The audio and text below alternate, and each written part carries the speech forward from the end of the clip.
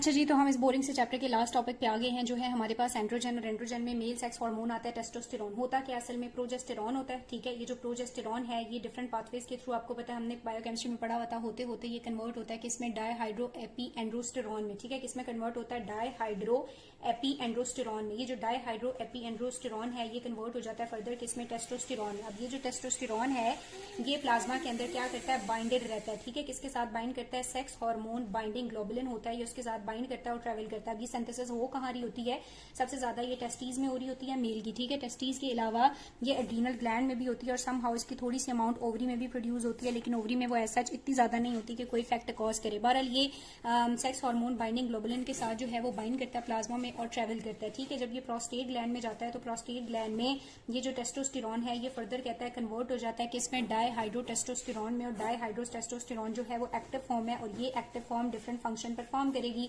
अब क्या function perform करेगी ये तो आपको पता है, अभी हम आगे भी बात करते हैं। दूसरी बात कहता है कि इसकी अगर हम क्या करें, सिंथेटिकली इसको ओरल दें तो ओरली इसकी बायोअवेबिलिटी कम होती है, क्योंकि हेपेटिक मेटाबॉलिज्म फोस्फास इफेक्ट हो जाता है इसके ऊपर, इसलिए इसको प्रेफर किया जाता है इंजेक्शन की फॉर्म में या फिर ट्रांसडर्मल पैच की फॉर्म में। ठीक है, अब बात करते हैं कि इसके जो इफेक्ट्स होते हैं, कौन से इफेक्ट्स होते हैं या फिर ये काम किस तरह से करता है। ठीक है, तो काम इस तरह से करता है कि जैसे ही टेस्टोस्टेरॉन जो है अपनी फॉर्म में कन्वर्ट होता है एक्टिव फॉर्म में, जिसे हम क्या कहते हैं, डाईहाइड्रोक्सी टेस्टोस्टेरॉन। डाईहाइड्रोक्सी टेस्टोस्टेरॉन के साथ में कन्वर्ट होने के बाद कहता है ये सेल के अंदर साइटोसोलिक रिसेप्टर्स होते हैं, उन साइटोसोलिक रिसेप्टर पे बाइंड करता है। साइटोसोलिक रिसेप्टर पे बाइंड करने के बाद ये न्यूक्लियस में जाता है और न्यूक्लियस के अंदर जाके जीन की ट्रांसक्रिप्शन करता है और जीन की ट्रांसक्रिप्शन और ट्रांसलेशन को ऑल्टर करके बहुत सारे डिफरेंट तरह के प्रोटीन्स बनाता है, जो आपको फिजियोलॉजी में पढ़ा हुआ है। और डिफरेंट तरह के प्रोटीन्स बना के बहुत सारे फंक्शंस करता है, एनाबॉलिक फंक्शन भी करता है और रिप्रोडक्टिव फंक्शन भी करता है। सो टेस्टोस्टेरॉन के नॉर्मल फंक्शन क्या है, अगर हम बात करें रिप्रोडक्टिव फंक्शन की, तो रिप्रोडक्टिव फंक्शन इसके बहुत ज्यादा इंपॉर्टेंट है। टेस्टोस्टेरॉन बहुत ज्यादा जरूरी होता है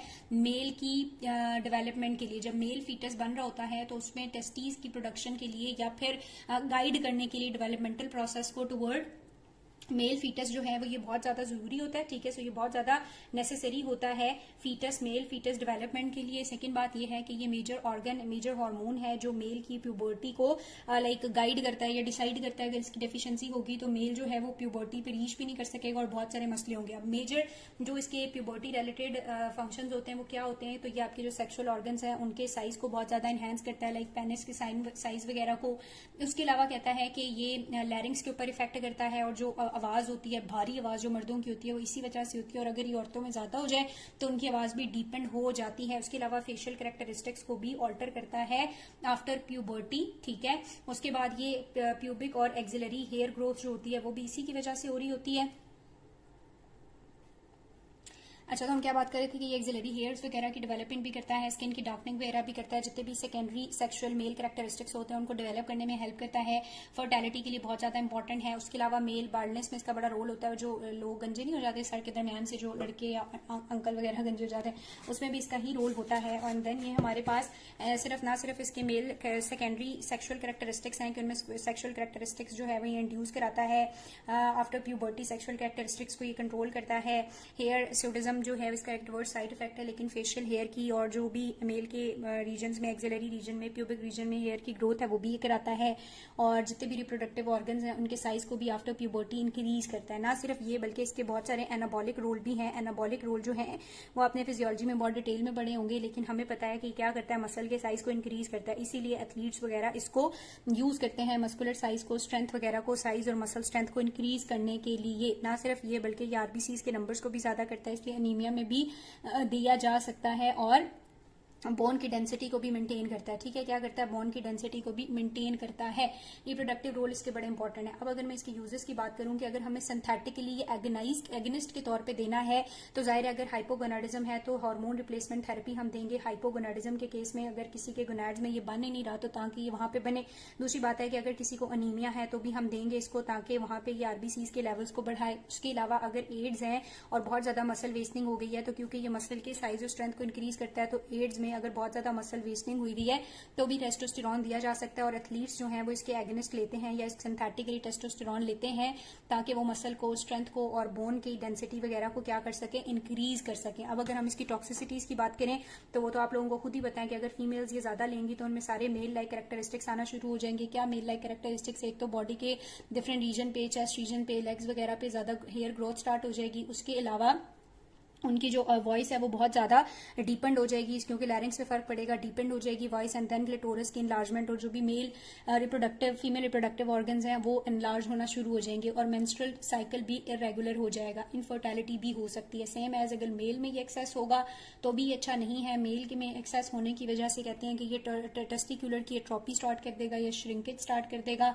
इनफर्टिलिटी वगैरह कॉज करेगा। बहुत हाई कंसेंट्रेशन में आपने दे दिया है तो सिस्टेमिकली इसकी वजह से पॉलीसिस्टिक जॉन्डिस हो सकता है, लिवर एंजाइम्स एलिविएट हो जाएंगे, और हेपेटोसेलुलर कार्सिनोमा भी हो सकता है।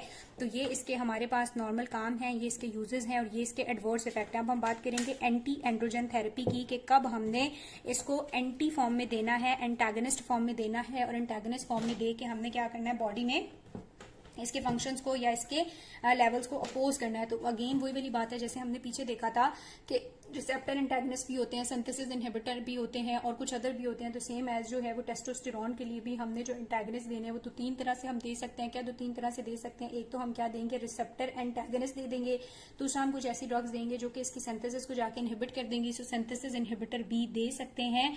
उसके अलावा हम कुछ अदर्स भी दे सकते हैं। अब उन अदर्स में क्या आता है, हमारे पास गोनाडोट्रोपिन रिलीजिंग हार्मोन के एगनिस्ट और एंटागनिस्ट दे सकते हैं, और उस तरह से हम टेस्टोस्टेरोन की सिक्रीशन को कंट्रोल कर सकते हैं। तो सबसे पहले बात करते हैं कि अगर हमने क्या देना हो, रिसेप्टर एंटागनिस्ट देने हो, यानी कि हम चाहते हैं कि ये बेशक बना हुआ है, ये रिसेप्टर पे ना लगे, तो उसका क्या सीन है। तो उसके लिए हम यूज कर सकते हैं फ्लूटामाइड को, या उसके रिलेटेड कंपाउंड होते हैं बिक्यूलाटामाइड को, या फिर नाइल्यूटामाइड को, और एंजियोलाटामाइड वगैरह को। ठीक है, ये नॉन स्टेरॉयडल कंपेटिटिव एंटागनिस्ट है एंड्रोजन के रिसेप्टर की। इनको यूज करके एंडोजीनियस एंड्रोजन जो होता है पेशेंट कार्सिनोमा का, उसके इफेक्ट को खत्म किया जाता है। ठीक है, सो रिसेप्टर एंटागनिस्ट के तौर पे हम किसको यूज कर सकते हैं, फ्लूटामाइड को। ठीक है, फ्लूटामाइड को, और इसके रिलेटेड कंपाउंड्स होते हैं जैसे कि बिक्यूलाटामाइड, ठीक है, और नाइल्यूटामाइड, और इस तरह का एक और 2 बताए हुए बुक के अंदर। सो इनको हम यूज करते हैं, और ये क्या करती हैं, ये रिसेप्टर के ऊपर एंटागनिस्ट के तौर पर एक्ट करती हैं, और एंड्रोजन को, जो एंडोजीनियस एंड्रोजन बना हुआ भी है, उसको रिसेप्टर पे लगने नहीं देती। ठीक है, एक ये बात हो गई। दूसरा वो कहता है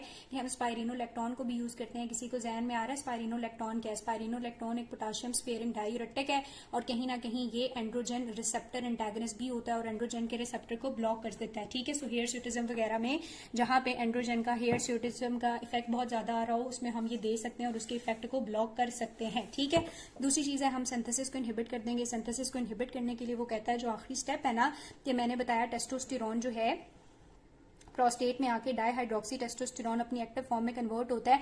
ये कन्वर्ट होता है in the presence of 5 alpha reductase. तो अगर हम 5 अल्फा रिडक्टेज को इनहिबिट कर दें तो टेस्टोस्टेरोन डाईहाइड्रोक्सी टेस्टोस्टेरोन में कन्वर्ट नहीं होगा, और वो इफेक्ट जो डाईहाइड्रोक्सी टेस्टोस्टेरोन की वजह से आते हैं वो नहीं आएंगे। हाँ, कुछ ऐसे इफेक्ट जो टेस्टोस्टेरोन की वजह से आते हैं, एंड्रोजेनिक इफेक्ट, वो आते रहेंगे, लेकिन हम खसूसन जो है वो एनाबॉलिक इफेक्ट्स वगैरह को कम कर सकते हैं। ठीक है, अब ये जो 5 अल्फा रिडक्टेज इनहिबिटर है, इनमें हमारे पास आइनास्टेरॉइड भी आता है और ड्यूटास्टेरॉइड्स भी। ठीक है, सो इनमें हमारे पास क्या आता है, आइनास्टेरॉइड्स वगैरह और ड्यूटास्टेरॉइड्स आते हैं। ये ड्यूटास्टेरॉइड्स वगैरह क्या करते हैं, ड्यूटास्टेरॉइड जो है इसी का एनालॉग है, बस इसकी हाफ लाइफ थोड़ी ज्यादा है। सो इनको हम यूज कर सकते हैं बिनाइन प्रोस्थेटिक हाइपरप्लेजिया में भी, क्योंकि प्रोस्टेट में आके ये इसमें कन्वर्ट होता है। जब ये इसमें कन्वर्ट नहीं होगा तो प्रोस्टेट पे एक्ट नहीं करेगा, और प्रोस्थेटिक हाइपरप्लेजिया अगर है तो हम उसको ट्रीट कर सकते हैं। और हेयर स्यूटिज्म को भी हम इसकी वजह से हेयर स्यूटिज्म या हेयर लॉस को भी प्रिवेंट कर सकते हैं। लेकिन क्योंकि टेस्टोस्टेरोन तो नहीं ब्लॉक हुआ, टेस्टोस्टेरोन तो है, इसलिए टेस्टोस्टेरोन अगर है तो टेस्टोस्टेरोन की डेफिशिएंसी की वजह से जो इंपोटेंस होती है उस पर कोई फर्क नहीं पड़ेगा, इनफर्टिलिटी होती है उस पर भी फर्क नहीं पड़ेगा, और लिबिडो पे भी कोई फर्क नहीं पड़ेगा। यानी पेशेंट जो है वो फर्टाइल भी रहेगा, इंपॉर्टेंट भी नहीं होगा, और लिबिडो लॉस भी उसमें नहीं होगा। सिर्फ फर्क क्या है कि प्रोस्टेट के अंदर जो इसकी एक्टिवेटेड फॉर्म थी वहां पे वो एक्टिवेटेड फॉर्म में नहीं बनेगा। सो बिनाइन प्रोस्थेटिक हाइपरप्लेजिया से और हेयर स्यूटिज्म वगैरह से इसको प्रिवेंट किया जा सकता है। ठीक है, ये बात हो गई। सो हमने रिसेप्टर एंटागनिस्ट भी देख लिया और सिंथेसिस एंटागनिस्ट भी देख लिया। अब इसके अलावा हम क्या यूज कर सकते हैं, गोनाडोट्रोपिन रिलीजिंग हार्मोन के एगनिस्ट और एंटागनिस्ट यूज कर सकते हैं। अगेन इसके जो एगनिस्ट हैं उसमें हमारे पास वही वाला ल्यूप्रोलाइड आ जाता है, और वो ल्यूप्रोलाइड यही करता है कि इसको एक्सेसिव इंड्यूस कराने से डिसेंसिटाइज कर देता है, और फिर इसकी सिंथेसिस जो है वो रुक जाती है। सेम एज एंटागनिस्ट के तौर पे भी हम क्या यूज कर सकते हैं, जैसे हमने पीछे देखा था, एंटागनिस्ट के तौर पे हम एबररेलिक्स और डिगररेलिक्स दे सकते हैं। ठीक है,